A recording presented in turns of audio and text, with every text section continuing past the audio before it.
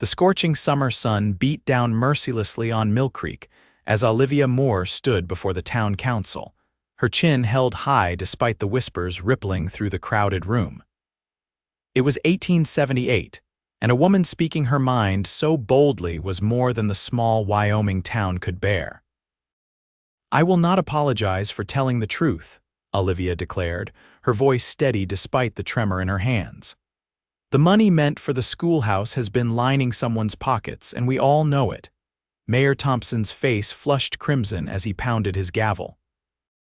"Miss Moore, your accusations are unfounded, and your tongue has run wild once too often. This council finds you in contempt of this town and its leadership." A collective gasp filled the room as the mayor continued, "You have 3 days to collect your belongings and vacate Millcreek. Your position as schoolteacher is hereby terminated." Olivia felt the blood drain from her face but refused to let them see her crumble. At 24, she had built a life here over the past 2 years, teaching the children and earning respect through hard work. Now it was being stripped away because she dared speak against corruption. "So be it," she replied, gathering her shawl around her shoulders. "I would rather be cast out for harsh words than stay silent in the face of injustice." As she stepped into the blinding sunlight, Olivia realized the enormity of what had just happened. Where would she go? How would she survive? Her parents were long dead, and she had no family to turn to. 3 days later, Olivia sat atop the stagecoach leaving Millcreek, everything she owned packed into 2 worn trunks. The driver had eyed her suspiciously when she'd asked to be taken to the next town over, Rivercross, some 30 miles west. "Not much there for a lady like yourself," he'd warned, but loaded her trunks nonetheless. The journey was uncomfortable, the coach jostling over rough terrain as Olivia tried to make sense of her future. She had enough savings to last a month if she was frugal, but after that, she would need employment. Teaching was all she knew, but who would hire a schoolteacher cast out from her previous position? Halfway to Rivercross, disaster struck. A sudden crack like thunder split the air, and the stagecoach lurched violently to one side. Olivia was thrown against the opposite wall as the vehicle tipped and then crashed onto its side, sending her tumbling in a flurry of skirts and petticoats. Pain lanced through her arm as she tried to right herself. Outside, she could hear the driver cursing and the horses whinnying in distress.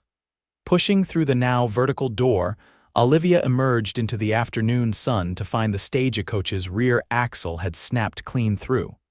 "Are you hurt, miss?" the driver asked, limping toward her. "Just bruised, I think," she replied, though her arm throbbed painfully. "What happened?" "Axel couldn't take the weight on this rough path. We're stranded, I'm afraid. Rivercross is still 15 miles west and Millcreek's too far back to walk." Panic began to rise in Olivia's chest. "What are we to do?" The driver squinted at the horizon. "There's a ranch about 3 miles north of here. Fellow named Young owns it. I can walk there and see if he'll send help, but it'll be hours before I return." "I'll come with you," Olivia decided quickly, not wanting to be left alone in the wilderness. The driver shook his head. "Better you stay with the coach, miss. Wild animals about and the coach offers some protection. I'll be back before nightfall, I promise." Reluctantly, Olivia agreed, watching as the driver set off northward, disappearing into the rolling landscape. She settled into the shade of the overturned coach, her mind racing with possibilities, each bleaker than the last. Hours passed. The sun began its descent, painting the sky in brilliant oranges and reds. Still no sign of the driver. Olivia's throat tightened with fear as shadows lengthened across the prairie. Night in the wilderness was not something she was prepared to face alone. As darkness fell, she heard hoofbeats approaching from the north. Relief flooded through her until she realized it was just one horse, not the wagon she had expected. A tall figure on horseback emerged from the gloom, silhouetted against the darkening sky. "Hello." She called, her voice smaller than she intended. The figure drew closer, and she could make out a man wearing a wide-brimmed hat, his face shadowed beneath it. "Your driver made it to my ranch. the man said, his voice deep and gravelly. Horse threw him on the way back. He's laid up with a broken leg, but he'll live. Olivia swallowed hard. And what of me? The man dismounted in one fluid motion, and in the last light of day she could finally see him clearly. He was tall and broad-shouldered, with a strong jaw dusted with stubble. His eyes, even in the dim light, were startlingly blue against sun-bronzed skin. Name's Zachary Young, he said, removing his hat briefly. I've got a wagon coming for your belongings, but it's a few hours behind me. Thought you might want company while you wait, rather than sitting alone in the dark. Olivia Moore, she replied, extending her hand. I appreciate the consideration, Mr. Young. He took her hand briefly, his calloused palm rough against her skin. Most folks call me Zach. What did my driver tell you about our situation? She asked. That the axle broke and you were stranded, said you were headed to River Cross. He paused, studying her. Also mentioned you'd been run out of Millcreek for having too sharp a tongue. Heat rose to Olivia's cheeks. I spoke out against corruption, Mr. Young. The town council was embezzling funds meant for the schoolhouse. As the teacher, I couldn't stay silent. To her surprise, Zach's mouth quirked into a slight smile. Sounds like Millcreek's loss, then. He set about gathering wood and soon had a small fire crackling between them. In its warm glow, Olivia could better see her rescuer. He was younger than she'd initially thought, perhaps 30, with lines around his eyes that spoke of long days under the sun. Your driver says you're a teacher, Zach said as they sat beside the fire. Any plans for what comes next? Olivia sighed. Find work if anyone will have me after what happened in Millcreek. I don't suppose Rivercross needs a school teacher. Rivercross barely has enough people to be called a town, Zach replied, poking at the fire. But it happens that the children at my ranch and the neighboring homesteads could use some learning. Olivia's heart skipped. Are you offering me employment, Mr. Young? Just thinking aloud, he said, but his eyes were thoughtful as they reflected the firelight. Ranch is no place for a city-bred lady, though. I'm hardly city-bred, Olivia countered, straightening her spine. I may have been educated in Denver, but I've spent the last 2 years in a town smaller than this clearing we're sitting in. A ghost of a smile crossed Zach's face again. They warned me about that sharp tongue. They also cast me out for it, Olivia replied, her voice softer now. Perhaps they were right to do so. Zach's eyes met hers across the flames. Some people mistake honesty for harshness, Miss Moore. In my experience, there are far worse things than someone willing to speak the truth. The silence that followed was comfortable, broken only by the crackling of the fire and the distant call of night birds. Olivia found herself studying Zach the way he sat with quiet confidence, how his hands moved with precision as he fed the fire, the thoughtful set of his mouth. Tell me about your ranch, she finally said. It's nothing grand. 2,000 acres, mostly for cattle. Got a decent house my father built, a bunkhouse for the hands, stables, and a barn. Been running it alone since Pa died 5 years back. No family of your own, Zach shook his head. No time for courting when there's land to manage and cattle to raise. It sounds lonely, Olivia observed. It's peaceful, he corrected. Though the hands get rowdy sometimes, there's 10 of them, good men mostly, just lacking in manners and education. Their children, too, 7 of them between the ages of 6 and 14, running wild with no schooling to speak of. Before Olivia could respond, distant lantern light caught her attention. The wagon was approaching, led by 2 of Zach's ranch hands.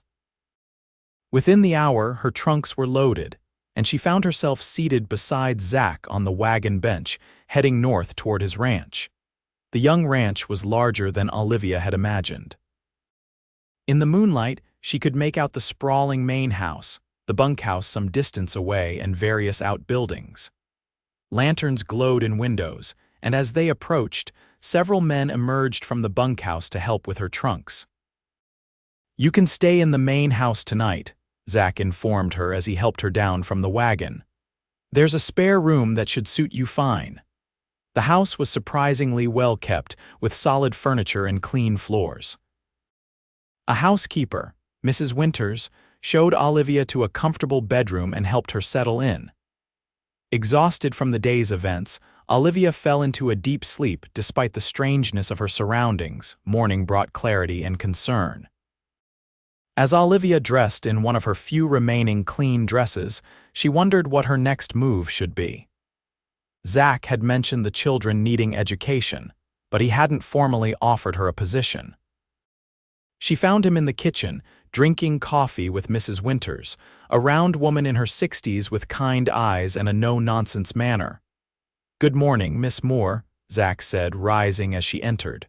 "Hope you slept well." "Very well, thank you," she replied, accepting a cup of coffee from Mrs. Winters. "I was wondering about transport to River Cross." Zach set his cup down carefully. "I've been thinking about what we discussed last night about teaching." Olivia's heart quickened. "Yes. I'd like to propose an arrangement. Stay here at the ranch for a trial period, say 1 month. Teach the children of my workers. If it works out, we can discuss more permanent terms." It was far from what she had expected when she'd left Millcreek, but the alternative was continuing to an unknown town with dwindling funds and uncertain prospects. "Where would classes be held?" she asked, considering the offer. "There's an old storage building we can clear out and set up as a schoolroom. It's solid with good windows for light. And my accommodations, you'd stay in the main house. Mrs. Winters lives here too, so your reputation would be protected." Mrs. Winters nodded approvingly. "Been telling Mr. Young for years these children need proper schooling, not right for them to grow up not knowing their letters." Olivia took a deep breath. "I accept your offer, Mr. Young, on a trial basis. When shall I begin?" "The hands and their families will be gathered for Sunday dinner tomorrow. You can meet everyone then and perhaps start classes the following day." The next morning, Olivia explored the ranch in daylight. It was larger and more prosperous than she had realized in the darkness. The main house sat on a gentle rise, overlooking pastures that stretched to distant hills. Cattle grazed in the distance, and several men on horseback moved among them. The promised storage building was indeed solid, if dusty and cluttered.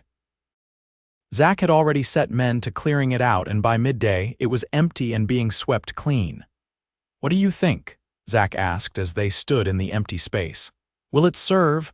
Olivia walked the length of the room, estimating dimensions and considering possibilities.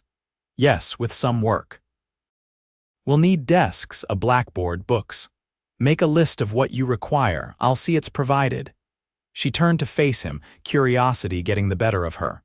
"Why are you doing this, Mr. Young? Most ranchers don't concern themselves with educating their workers' children." Zach was quiet for a moment, looking out the window at the sprawling ranch. "My father believed education was the difference between simply surviving and truly living. He taught me to read and cipher before I could properly ride. Said knowledge was the one thing no one could take from you." There was something in his voice, a depth of feeling that caught Olivia by surprise. This quiet, reserved man clearly held strong convictions beneath his stoic exterior. "Your father sounds like a wise man," she said softly. "He was." Zach met her gaze, and for a moment, something passed between them, a recognition, perhaps, of shared values. "I think he would have liked you, Miss Moore." Sunday dinner was a boisterous affair. The families of Zach's workers gathered at long tables set up outside the main house. Children ran and played while the adults prepared food and set the tables. Olivia was introduced to everyone, trying desperately to remember names and faces. Among the ranch hands was Miguel with his wife Alina and their 3 children, Thomas, a widower with twins, brothers Sam and John with their respective wives and children, and several unmarried men who worked as cowhands. All told, there were 8 children of school age, looking at her with expressions ranging from curiosity to outright suspicion. "Miss Moore will be starting a school for your children," Zach announced over dinner. "Classes begin tomorrow in the old storage building, which is now our schoolhouse." Questions flew at Olivia from all directions. What would they learn? Did they need books? What time should they arrive? Olivia answered as best she could, her confidence growing as she spoke. This, at least, was familiar territory. As the sun began to set, the families gathered their things to return to their cabins scattered around the property. Olivia found herself sitting alone with Zach on the porch, watching the last golden rays disappear behind the hills. "They seem like good people," she observed. "They are," Zach agreed. "Hardworking, loyal, most have been with the ranch for years. And none questioned your decision to bring in a stranger to teach their children." Zach glanced at her. "They trust my judgment, and they want better for their children than they had themselves." Olivia nodded, understanding. "I won't let them or you down." "I know you won't," he said simply, and in those 4 words, Olivia felt a weight lift from her shoulders. Here, at least, her word was taken at face value, her abilities trusted. The first day of school dawned bright and clear. Olivia had spent the previous evening preparing lessons and organizing the limited supplies Zach had provided. She arrived at the schoolhouse early, arranging crude desks in rows and writing her name on the small blackboard that had been mounted on the wall. The children arrived with varying degrees of enthusiasm. The youngest, 6-year-old Maria, bounced with excitement, while 14-year-old James slouched in with clear reluctance written across his face. "Good morning," Olivia greeted them with a warm smile. "I'm Miss Moore, and I'll be your teacher." By midday, Olivia had assessed their varying levels of knowledge. Some could read basic words while others couldn't identify letters. Mathematics was equally scattered in ability.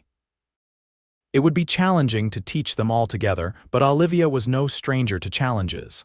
As the children left for lunch, Zach appeared in the doorway, leaning against the frame with his hat in his hands.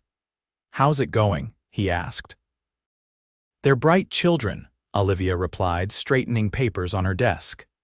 "Untaught, but eager to learn, most of them anyway," Zach chuckled. "James giving you trouble?" "Nothing I can't handle. He reminds me of a boy I taught in Millcreek, all bluster, hiding uncertainty." "You see a lot, don't you?" Zach observed, studying her with those piercing blue eyes. Olivia met his gaze steadily. "It's part of teaching, seeing what's beneath the surface." "And what do you see when you look at me, Miss Moore?" The question hung in the air between them, unexpectedly intimate. Olivia felt heat rise to her cheeks. "I see a man who values education more than most, who cares for the people who depend on him, and who keeps his own counsel closely." A slow smile spread across Zach's face. "Like I said, you see a lot." Before she could respond, the children began filing back in, and Zach tipped his hat to her before departing. Olivia found herself watching him go, her heart beating a little faster than it had before. Days turned into weeks as Olivia settled into life at the Young ranch. The schoolroom transformed with each passing day. Children's work adorned the walls. Books donated by Zach filled a small shelf, and the atmosphere grew from cautious to comfortable. Olivia found herself enjoying meals with Zach and Mrs. Winters in the main house, their conversations ranging from ranch business to literature to politics. Zach, she discovered, was well-read and thoughtful, though he spoke sparingly. When he did express an opinion, it was considered and often insightful. One evening, as they sat on the porch watching a spectacular sunset, Olivia found the courage to ask about something that had been puzzling her. "The books in your study, they're quite extensive for a rancher in these parts." Zach smiled slightly. "My mother was a schoolteacher before she married my father. She brought her love of learning with her to the ranch and passed it on to me." "Is that why you were so quick to offer me a position here?" He considered this, rolling his coffee cup between his palms. "Partly. But mostly it was the way you spoke about what happened in Millcreek. You could have been bitter or afraid, but instead, you were indignant about the injustice, not your personal misfortune." "My mother always said our character is revealed in how we face adversity," Olivia said softly. "Wise woman your mother, she was," Olivia agreed, memories of her parents bringing both warmth and sadness. "They both were my parents. They died in a fire when I was 19. I was away at school when it happened." Zach's eyes held genuine sympathy. "I'm sorry." Losing parents leaves a hole nothing quite fills. They sat in companionable silence for a while, the shared understanding of loss creating a bridge between them. The next day, James didn't appear for school. When Olivia inquired, his younger sister informed her that he had declared school a waste of time and gone to help with the cattle instead. After dismissing the others, Olivia set out to find him. She located him near the stables, mucking out stalls with furious energy. "James," she called, "we missed you in class today." He barely glanced up. "Don't need reading and writing to shovel manure." "No," she agreed, "but you might need it if you ever want to do something other than shovel manure." "Like what?" he challenged. "Become a fancy banker in the city." "That's not for people like me. People like you, ranch hands kids. We don't get choices, we work the land same as our parents." Olivia leaned against the stable door. "My father was a blacksmith's son. He became a doctor because someone took the time to teach him to read." James paused, his skepticism evident. "Really? Really? Education doesn't guarantee choices, James, but lack of education certainly limits them." He resumed shoveling, but with less vigor. "Mr. Young reads, runs this whole place, but he was born to it, his pa owned it before him." "True, but managing a ranch this size requires more than just birthright. It requires knowledge of business, of animal husbandry, of weather patterns and market prices." James seemed to be considering her words. "You think Mr. Young would teach me about that stuff, the business part?" "I think he might if you showed interest, but first you need to master the basics: reading, writing, mathematics. Those are the foundation everything else builds upon." After a long moment, James nodded reluctantly. "I'll be there tomorrow." Olivia smiled. "Good. And perhaps we can speak with Mr. Young about incorporating some practical ranch management lessons into your studies." As promised, Olivia approached Zach that evening about mentoring James. "The boy has potential," she explained as they walked along the edge of the property after dinner. "But he needs to see a practical application for his education." Zach nodded thoughtfully. "His father was a good hand before the fever took him. Thomas has done his best with the twins, but they've been on their own a lot. James could use a male figure to look up to," Olivia suggested. "Someone who values both education and practical skills." "And you think that's me?" Zach asked, a hint of amusement in his voice. "I do," Olivia said firmly.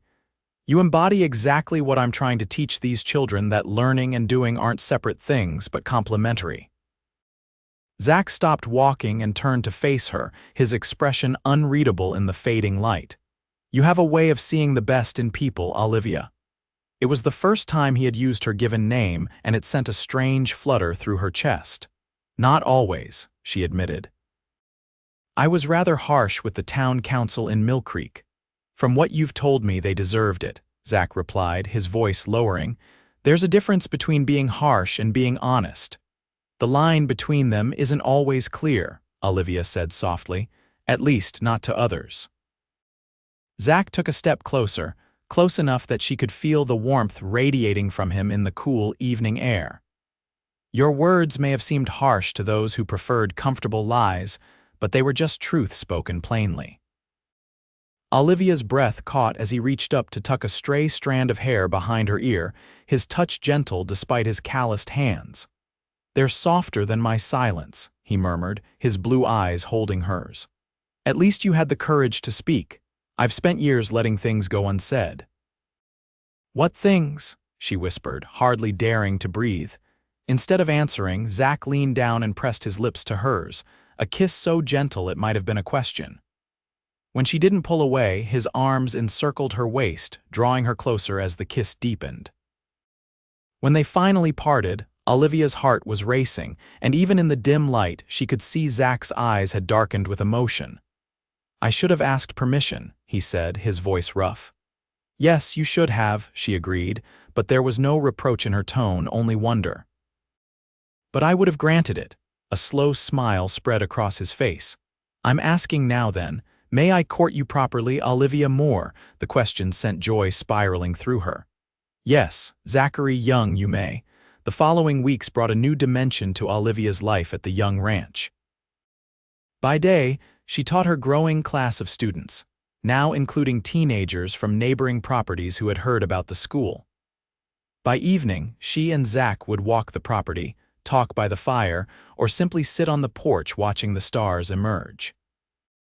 True to his word, Zach began mentoring James, bringing him along on ranch business and teaching him the finer points of cattle management. The boy thrived under the attention, and his progress in school improved dramatically once he saw the practical applications of what he was learning. The trial month came and went, with no mention from either Olivia or Zach about her leaving. It was as if they both understood she had found her place not just as the ranch's teacher, but as a vital part of the community that had formed around her school.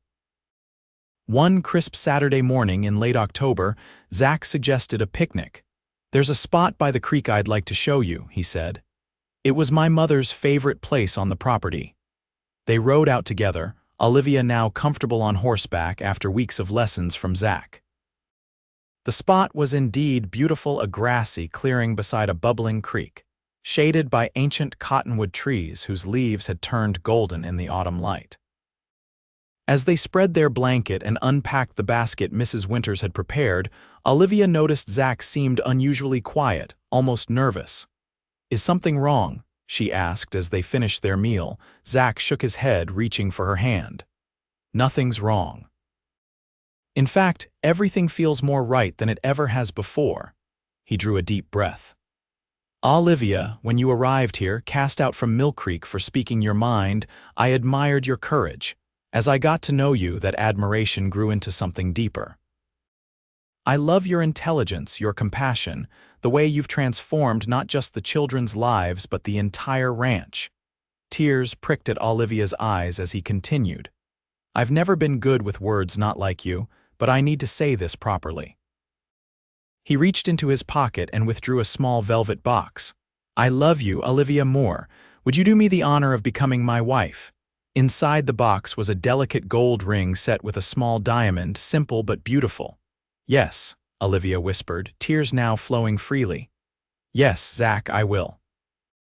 As he slipped the ring onto her finger, she added, "I never imagined when I was forced to leave Millcreek that it would lead me to the greatest happiness of my life." Zach pulled her into his arms, kissing her with a tenderness that made her heart soar. Sometimes the harshest moments lead us exactly where we're meant to be.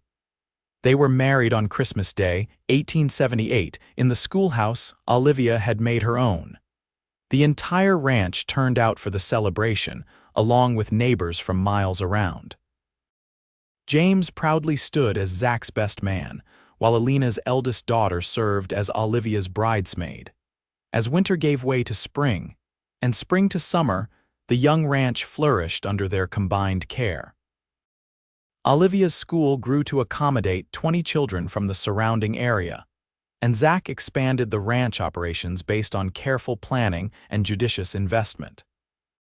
In the evenings, they would sit together on the porch, sometimes talking, sometimes simply enjoying the peaceful silence between them.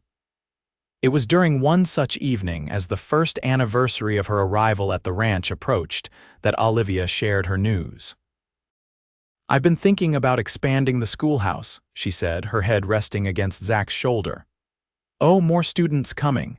"Eventually," she replied with a smile, taking his hand and placing it over her still flat stomach. "In about 7 months, we'll have a new addition to teach." Zach's eyes widened, then filled with such joy that Olivia felt her heart might burst. He gathered her into his arms, pressing kisses to her face, her hair, her hands. "A baby," he whispered in wonder. "Our baby." "Are you happy?" she asked, though his reaction had made the answer obvious. "Happier than I ever thought possible," he assured her, his voice thick with emotion. "When you came into my life, Olivia Young, you brought with you everything I never knew I was missing." Olivia thought back to that day in the town council meeting, to the fear and uncertainty that had followed her expulsion from Millcreek. What had seemed like an ending had been merely the beginning of a journey that led her here to love, to purpose, to home. "I used to worry that my outspokenness would always be a liability," she confessed. That people would always see my words as too harsh, too direct. Zach shook his head, lifting her chin so their eyes met in the gathering twilight. Your words brought truth where it was needed, and then they brought you to me. They're the most beautiful sound I know. As the stars appeared one by one in the vast Wyoming sky, Olivia nestled closer to the man who had taught her that sometimes being cast out was simply the universe's way of guiding you home. Their daughter, Emma Grace Young, was born the following winter, a strong, healthy child with her father's blue eyes and her mother's determined spirit. As she grew, she would come to know the story of how her parents found each other of a schoolteacher cast out for her harsh words, and the cowboy who saw in them not harshness but courage, who filled her life with a love that was anything but silent.